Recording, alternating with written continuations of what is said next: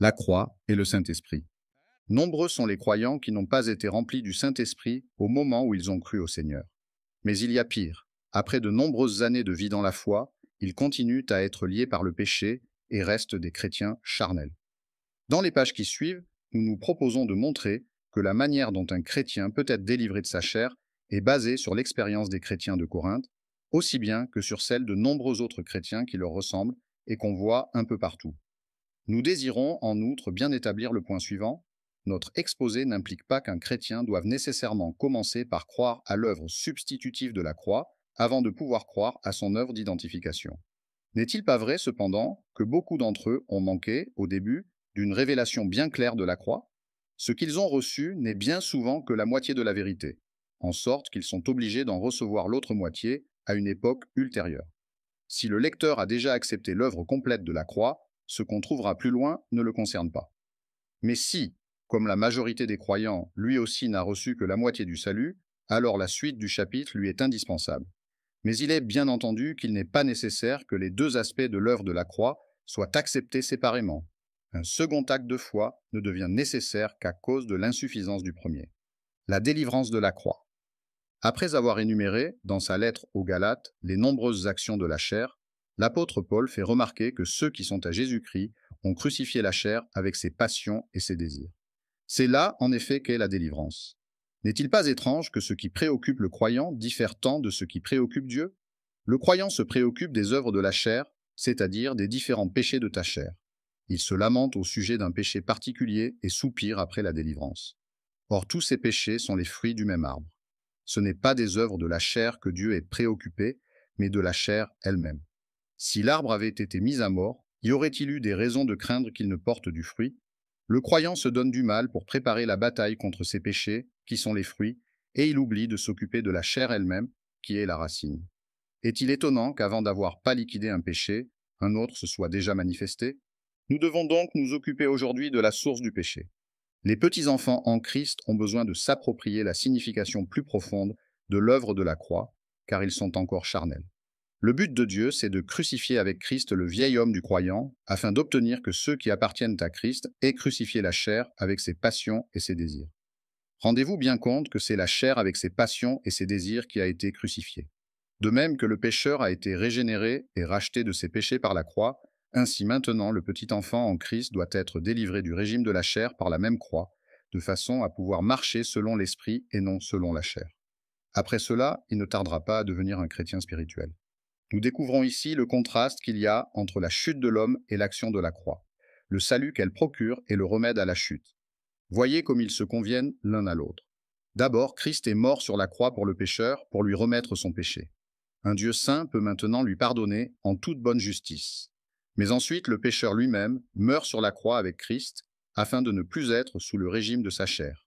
Rien d'autre ne peut rendre l'esprit de l'homme capable de retrouver le gouvernement qui lui est propre, faire du corps son serviteur extérieur et de l'âme son intermédiaire.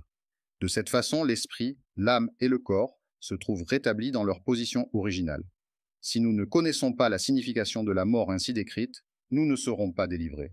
Puisse le Saint-Esprit nous la révéler. Ceux qui appartiennent à Jésus-Christ, ce sont tous les croyants dans le Seigneur. Tous ceux qui ont cru en lui et sont nés de nouveau lui appartiennent. Le facteur décisif, c'est la relation de vie nouée avec Christ. En d'autres termes, la question qui se pose ne peut être que celle-ci: le croyant est-il régénéré ou non? Dans l'affirmative, quel que soit son état spirituel, défaite ou victoire, il a crucifié la chair. La question qui est devant nous n'est pas une question morale, ce n'est pas non plus une question de vie spirituelle. Il s'agit simplement de savoir si l'intéressé appartient au Seigneur. Si tel est le cas, alors il a déjà crucifié la chair sur la croix. Le sens est bien clair, ce croyant-là ne va pas être crucifié. Il n'est pas en train d'être crucifié, mais il a crucifié. Nous y verrons plus clair si nous sommes plus explicites ici. Nous avons dit que la crucifixion de la chair ne dépendait pas des expériences, si différentes qu'elles soient. Elle dépend d'un fait, l'œuvre de Dieu pleinement accomplie, ceux qui appartiennent à Jésus-Christ. Les faibles aussi bien que les forts ont crucifié la chair avec ses passions et ses désirs. Les croyants de Corinthe s'étaient laissés aller à des péchés d'impureté, de jalousie, de dissension, d'esprit de parti, de procès et d'autres encore. Ils étaient clairement charnels. C'est vrai qu'ils étaient de petits enfants en Christ, mais ils appartenaient tout de même à Christ. Peut-on vraiment dire que la chair de ces croyants charnels avait été crucifiée à la croix? La réponse est incontestablement oui. Même ceux-là avaient eu leur chair crucifiée. Comment donc peut-il en être ainsi? Cette question s'éclairera. Premièrement, nous devrions réaliser que la Bible ne nous demande jamais de nous crucifier nous-mêmes. Elle nous informe seulement que nous avons été crucifiés. Nous devrions comprendre que nous n'avons pas à être crucifiés individuellement, mais que nous avons été crucifiés ensemble avec Christ. S'il s'agit d'une crucifixion ensemble, alors la crucifixion du Seigneur Jésus est le moment où notre propre chair a été crucifiée. De plus, notre crucifixion avec lui ne nous est pas infligée à nous personnellement, puisque c'est le Seigneur Jésus qui nous a pris sur la croix lors de sa crucifixion. C'est pour cela que Dieu considère notre chair comme déjà crucifiée. Pour lui, c'est un fait accompli. Quelles que soient nos expériences personnelles, Dieu déclare que ceux qui appartiennent à Christ ont crucifié la chair. Pour être en possession d'une telle mort, nous ne devons pas donner trop de place à la recherche du comment ou à la considération de notre expérience. Nous devons simplement croire à la parole de Dieu. Dieu dit que ma chair a été crucifiée, je crois donc qu'elle est crucifiée. Ce que Dieu a dit est vrai. En répondant de cette façon, nous ne tarderons pas à rencontrer la réalité de l'expérience. Si nous commençons par regarder en face le fait divin, l'expérience suivra sans délai. Du point de vue de Dieu, ces Corinthiens avaient vu leur chair crucifiée sur la croix avec le Seigneur Jésus.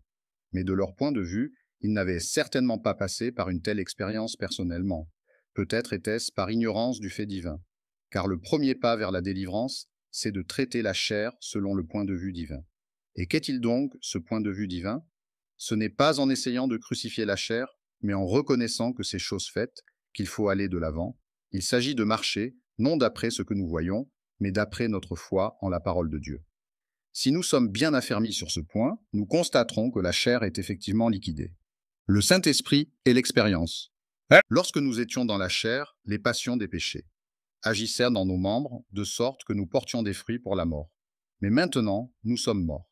C'est pour cela que désormais la chair a perdu son empire sur nous. Nous avons cru et reconnu que notre chair a été crucifiée sur la croix. Maintenant, pas avant, nous pouvons nous occuper de ce qui concerne l'expérience. Bien que nous mettions ici l'accent sur l'expérience, nous maintenons néanmoins fermement le fait de notre crucifixion avec Christ. Ce que Dieu a fait pour nous et ce que nous expérimentons de l'œuvre complète accomplie par lui sont deux choses qui peuvent être distinguées, quoiqu'elles soient inséparables. Dieu a fait ce qu'il pouvait faire. Après quoi, la première question qui se pose est celle-ci: quelle attitude allons-nous prendre devant son œuvre pleinement accomplie? Ce n'est pas simplement en théorie qu'il a crucifié notre chair, c'est en réalité. Si nous croyons et si nous appliquons notre volonté à choisir ce que Dieu a accompli pour nous, cet accomplissement deviendra l'expérience par excellence de notre vie. 2. Ne nous est pas demandé de faire quoi que ce soit, parce que Dieu a tout fait. Nous ne sommes pas sollicités de crucifier notre chair, car Dieu l'a déjà crucifiée. Croyez-vous que c'est vrai? Désirez-vous en posséder la réalité dans votre vie? Si nous croyons, et si c'est notre désir, alors nous collaborerons avec le Saint-Esprit pour obtenir une riche expérience. Nous invite à faire mourir les membres qui sont sur la terre. Le voilà, le sentier qui conduit à l'expérience. Le donc indique la conséquence qui le précède au verset 3, à savoir, vous êtes morts. C'est ce que Dieu a accompli pour nous. Et parce que vous êtes morts, donc faites mourir les membres qui sont sur la terre. La première mention de à mort, ici, c'est notre position de fait en Christ. La seconde, c'est notre expérience réelle. L'insuccès des chrétiens, aujourd'hui, a sa source ici. On n'a pas vu la relation qui unit ces deux morts. Les uns ont essayé de réduire leur chair à zéro, car il ne reste l'accent que sur l'expérience de la mort. Aussi, leur chair prend, elle, toujours plus de vie à chacune de leurs tentatives. D'autres ont reconnu la vérité du fait que leur chair avait bien été crucifiée avec Christ, mais ils n'en recherchent pas la réalisation pratique. Ni les uns ni les autres ne parviennent à s'approprier expérimentalement la crucifixion de la chair. Si nous désirons mettre nos membres à mort, nous devons commencer par trouver un fondement pour une telle action. Autrement, nous ne pourrons compter que sur notre force propre.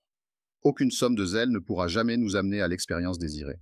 De plus, si nous savons simplement que notre chair a été crucifiée avec Christ, sans être portés à le réaliser, notre connaissance sera également sans effet.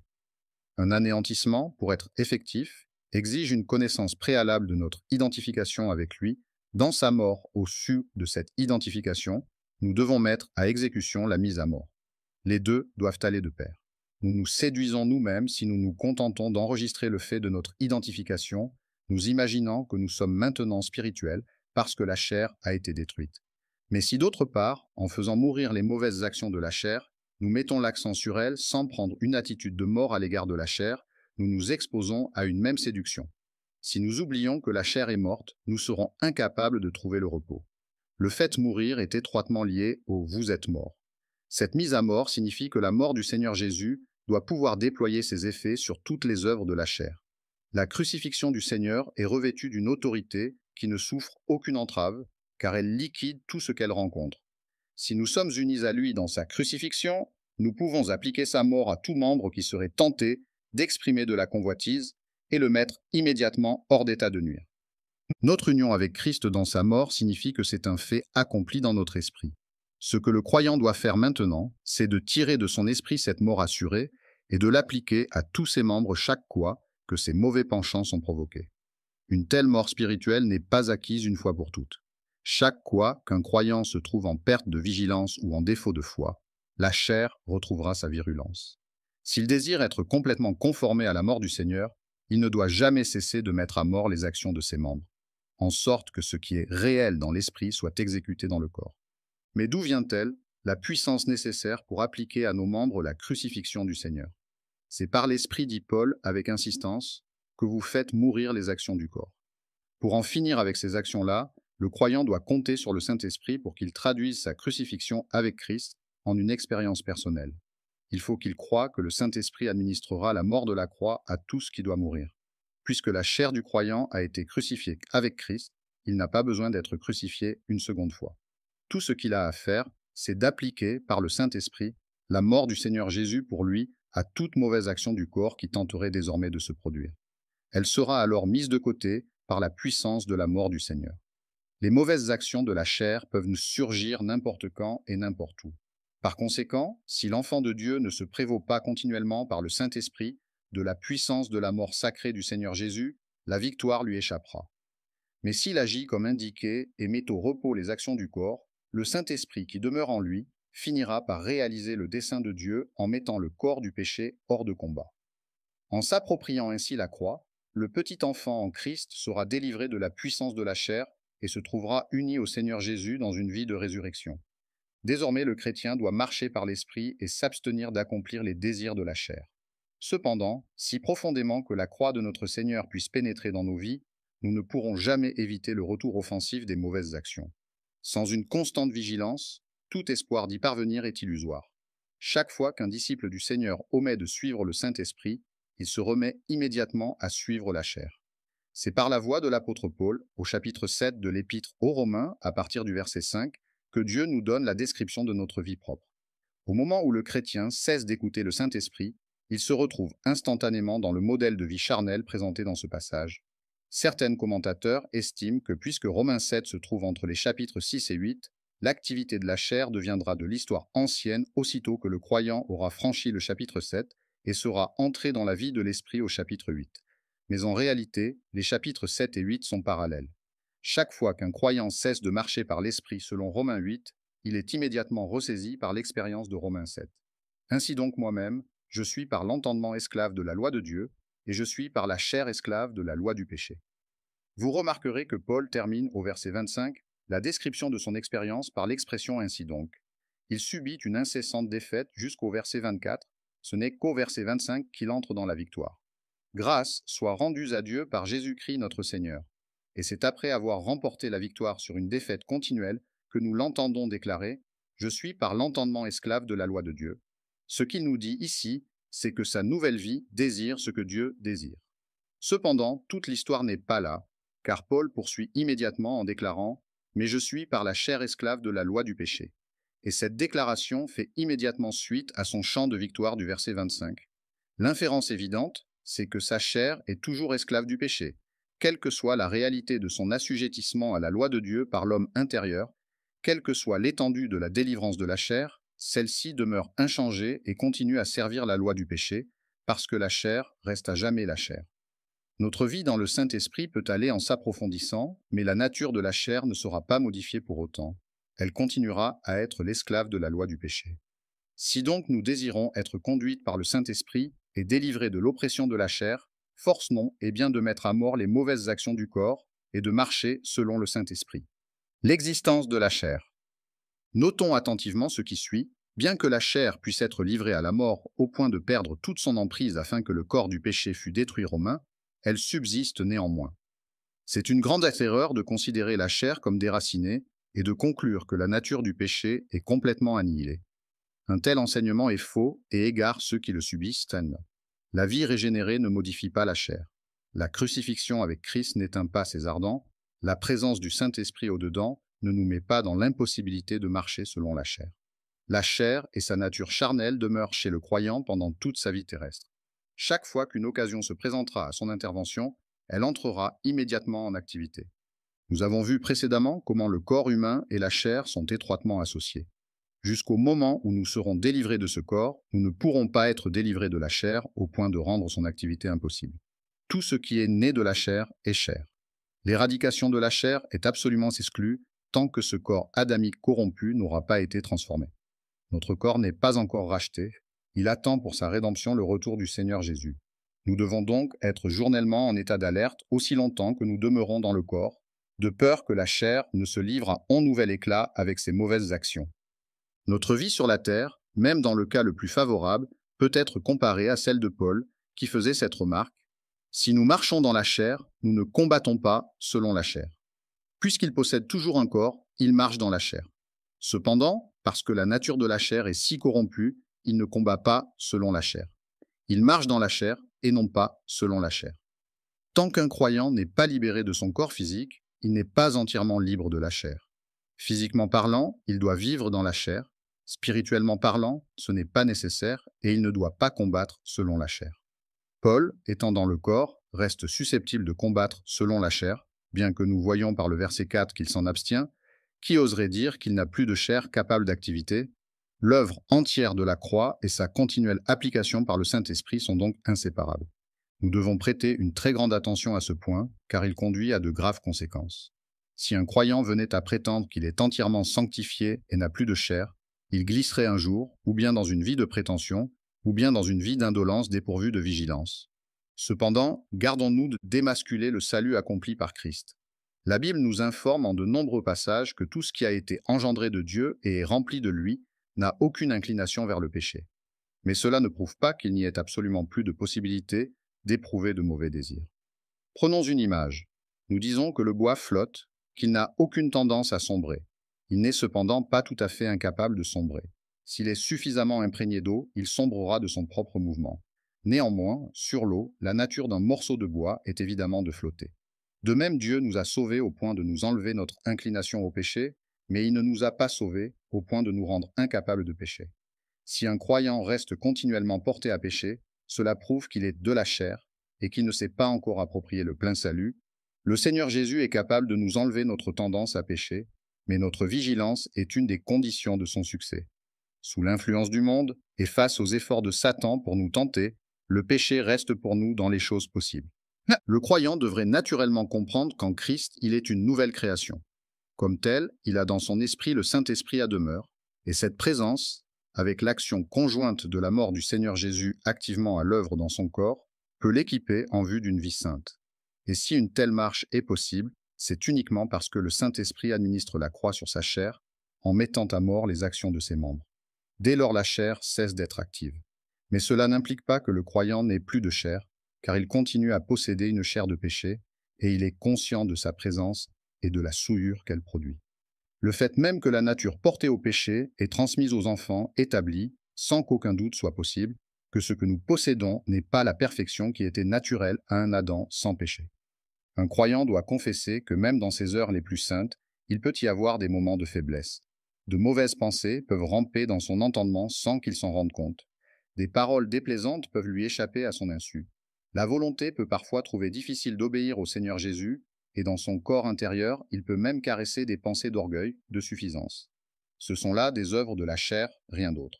C'est pourquoi il importe que l'on sache bien, parmi les croyants, que la chair est capable de manifester de nouveau sa puissance à n'importe quel moment. Elle n'a pas été déracinée du corps. Mais cela ne veut pas dire que sa présence rende impossible la sanctification du croyant. C'est seulement quand nous avons livré notre corps au Seigneur qu'il nous est possible de ne plus être sous la domination de la chair, mais sous celle du Seigneur. Si nous suivons le Saint-Esprit et maintenons une attitude d'opposition au règne du péché sur notre corps, alors nos pas seront affermis et nous ferons l'expérience d'une victoire continuelle. Ainsi délivré, notre corps devient le temple du Saint-Esprit et se trouve libéré pour accomplir l'œuvre de Dieu. Il faut que le croyant maintienne toute sa vie une attitude affirmative du côté de Dieu et négative du côté de la chair. Aucun croyant ne peut se mettre totalement à l'abri de la tentation. Combien il est nécessaire de veiller et de prier, et même de jeûner, pour marcher selon le Saint-Esprit. Cependant, le croyant ne devrait pas laisser le dessein de Dieu perdre de son mordant, ni son espérance de sa joyeuse perspective. La possibilité de pécher existe, mais il ne doit pas pécher. Le Seigneur Jésus est mort pour nous et a crucifié notre chair sur la croix. Le Saint-Esprit demeure en nous pour rendre réel dans notre vie ce que le Seigneur Jésus a accompli. Nous avons la possibilité absolue de ne plus être gouvernés par la chair. La présence de la chair n'est pas un appel à la capitulation, mais un appel à la vigilance. Puisque Dieu nous a accordé la grâce d'un tel salut, c'est à nous qu'est la faute si nous continuons à suivre la chair. Nous ne sommes plus redevables à cette chair, comme nous l'étions naguère, avant de connaître ce salut. Si maintenant nous persistons à vivre dans la chair, c'est parce que nous le voulons bien, non parce que nous le devons. De nombreux chrétiens mûris ont expérimenté une victoire régulière sur la chair. Bien que la chair subsiste, sa puissance est réduite pratiquement à zéro. Sa vie, avec sa puissance et ses activités, a été mise au repos d'une manière si réelle par la croix du Seigneur, dans la puissance du Saint-Esprit, qu'elle s'est trouvée reléguée à un état qui équivaut à une absence. À cause de l'action profonde et persistante de la croix, et à cause de la fidélité des saints dans leur soumission au Saint-Esprit, la chair, bien qu'existant encore, perd toute sa résistance. Un triomphe aussi complet sur la chair est accessible à tous les croyants. Si par l'Esprit vous mettez à mort les actions du corps, vous vivrez. La relation exprimée par ce verset est tout entière suspendue à ce mot « si ». Dieu a fait tout ce qui était nécessaire. Il ne peut rien faire de plus. C'est à nous maintenant à prendre position. Comment échapperons-nous si nous négligeons maintenant ce salut parfait? Si vous vivez selon la chair, vous mourrez, c'est un avertissement. Bien que vous soyez régénérés, vous n'en serez pas moins arrêtés dans votre marche spirituelle. C'est comme si vous n'étiez plus vivant. Si par l'Esprit vous vivez, vous mourrez aussi, mais vous mourrez dans la mort de Christ. Une telle mort est tout ce qu'il y a de plus authentique, parce qu'elle réduira à rien toutes les actions de la chair. D'une manière ou d'une autre, vous êtes appelés à mourir. Quelle mort allez-vous choisir? Celle qui est le produit de la vitalité de la chair, ou celle qui est issue de l'activité de l'esprit? Si la chair est vivante, le Saint-Esprit ne peut pas déployer son activité. Quelle vie préférez-vous, celle de la chair ou celle de l'esprit? La vie que Dieu vous a destinée, c'est que votre chair, avec toute sa puissance et toutes ses activités, soit placée sous l'empire de la mort de Christ sur la croix. La chose qui nous manque le plus, c'est la mort. Soulignons-le avant de parler de vie, car il ne peut pas y avoir de résurrection s'il n'y a pas eu de mort préalable. Sommes-nous prêts à obéir à la volonté de Dieu? Avons-nous assez fait notre soumission pour laisser la croix apparaître pratiquement dans nos vies? Si c'est le cas, nous devons, par le Saint-Esprit, mettre à mort les mauvaises actions du corps.